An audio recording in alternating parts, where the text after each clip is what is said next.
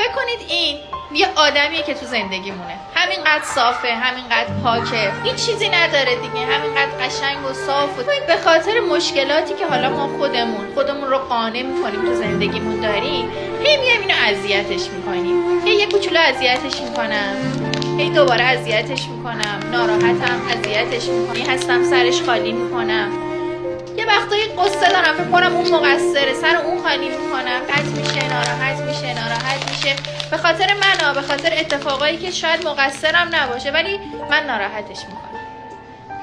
چیزی دیگه از قبل ازش نمیمونه. حالا هی میام ازش معذرت خواهی میکنم، میگم ببخشید عزیزم، ببخشید من ناراحتت کردم، از قصد نبوده، سوء تفاهم بوده، ببخشید ناراحت شدی، من نمیخواستم تو رو ناراحتت کنم، ببخشید عزیز دلم.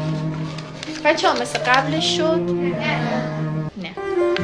مواظب حرفاتون، کاراتون، چیزایی که به بقیه میگید، حتی اگه شده روی شوخی، شاید خودتون رو قانع کنید بگید من دارم شوخی میکنم، من دارم یه چیزی همینجوری بهش میگم و روی قصدانیتی نیست، ولی اون آدم توی وجود خودش وقتی نگه داره دیگه هیچ وقت مثل روز اول با شما نمیشه.